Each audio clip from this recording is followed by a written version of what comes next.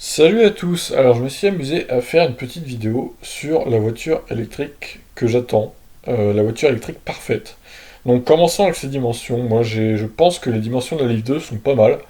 La Leaf 2 n'est pas trop longue ni trop courte, elle fait 4,48 m, 1,79 m de large et 1,54 m de hauteur. Je trouve que c'est un bon compromis, pour le coup elle a de bonnes mensurations la Leaf 2, et je peux au moins lui dire ça, même si j'aime pas trop la voiture en elle-même et sa technologie à bord, au moins elle a de bonnes dimensions. Donc c'est ça que j'attends comme dimension d'une voiture électrique. Alors niveau poids, je me suis un peu penché sur la question.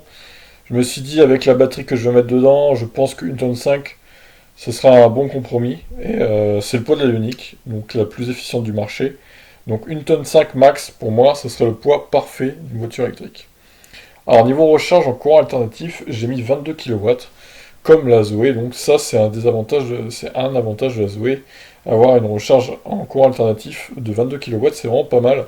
Quand on fait nos courses sur les bornes gratuites et tout, genre Lidl ou Leclerc, etc., on peut se brancher et on recharge plutôt vite, finalement, c'est bien, et gratuitement. Donc la recharge en courant continue 150 kW comme l'Audi e-tron. Donc oui, j'ai mis l'Audi e-tron dans cette vidéo du coup. Alors c'est un minimum, hein. Si évidemment ça peut être plus, pourquoi pas, mais 150 kW pour moi, ça serait ce que j'attends d'une voiture électrique dans les prochaines années. Donc 150 kW, ça va assez vite, hein, quand même, et ça déglingue pas trop la batterie. La batterie, justement, pour moi, j'ai mis 100 kWh. Oui, ça peut paraître beaucoup, mais finalement, si on a un très très gros trajet et puis qu'on ne veut pas s'emmerder avec des bornes de recharge, bah pourquoi pas avoir une grosse batterie. Je sais que c'est pas très écologique, mais au final, j'aimerais bien avoir dans ma voiture 100 kWh de batterie, clairement.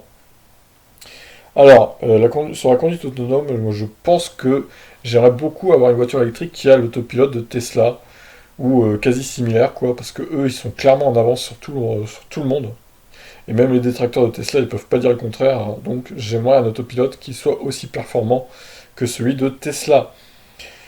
Donc niveau efficience, j'aimerais l'efficience d'une Tesla Model 3 Standard Range, c'est-à-dire celle qui consomme le moins, du coup, mais sans la conso Vampire qui va avec, parce que oui, je vous avais parlé de ça, la Tesla Model 3, et même les autres Tesla d'ailleurs ont une conso Vampire, vu qu'elles sont connectées, forcément, elles perdent quelques pourcents chaque jour, ou tous les 3 jours, donc c'est un peu emmerdant, ça quand même.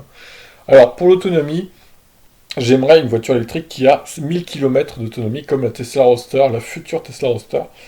Alors avec une batterie de 100 kWh, ça peut paraître compliqué, mais si elle a une efficience de 10 kWh au 100 à, je sais pas, à 70 km/h continue, bah ça peut le faire, les 1000 km. Donc j'aimerais une voiture qui a 4 roues motrices également, comme la Tesla Model X. Alors la carrosserie, je sais pas, entre berline et SUV, je m'en fous un peu au final, même si j'ai une petite préférence pour les SUV, j'avoue. Donc j'aimerais quand même une voiture qui a 4 roues motrices pour qu'elle décolle bien au démarrage. Bah j'ai mis comme le Mercedes EQC d'ailleurs. J'aimerais un 0 à 100 de 5 secondes. 5 secondes, ça me paraît bien. C'est pas trop vite, c'est pas trop indécent, mais c'est quand même assez rapide pour foutre une branlée à toutes les voitures thermiques quasiment. Donc pour le coup, 5 secondes, c'est un bon chiffre. Alors puissance, j'ai mis 200 chevaux minimum. C'est ce que j'ai avec le Kona et franchement c'est bien. 200 chevaux. Alors le problème du Kona, c'est qu'il est un peu lourd, il fait une tonne 8. Donc moi j'aimerais une tonne 5 sur la voiture électrique. Donc plus 4 roues motrices, je pense qu'on peut honnêtement arriver à de 0 à 100 à 5 secondes avec 200 chevaux.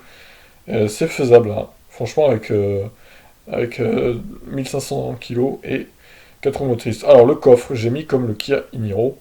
405 litres, 450 litres. C'est un bon coffre, honnêtement. C'est un très bon coffre. Je trouve le coffre du Kona un peu petit. Bon, c'est pas grave, hein, après, c'est pas non plus gênant, mais 450 litres, ça me paraît être un bon compromis.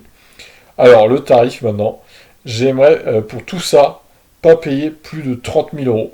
Alors, je sais, vous allez me dire, c'est du délire. Ouais, c'est pareil compliqué pour l'instant. On en est encore loin. Mais peut-être que dans 7-8 ans, on pourra y arriver à une voiture comme ça, 30 000 euros max. Sur ce, voilà, dites-moi ce que vous en pensez de ma voiture électrique parfaite. Je me rends compte qu'au final, il y a beaucoup de Tesla qui revient dans ma petite vidéo là, donc bah, pour moi, clairement, Tesla, ils sont en avance, hein. Il y a quelques petits défauts, mais honnêtement, c'est quand même les meilleures voitures actuelles du marché, même si elles sont encore un peu chères, j'avoue. C'est peut-être ça qui me freine encore pour l'achat d'une Tesla et la conso Vampire, qui est assez énervante. Donc voilà, à vous de me dire ce que vous en pensez. Sur ce, je vous laisse. Ciao, ciao.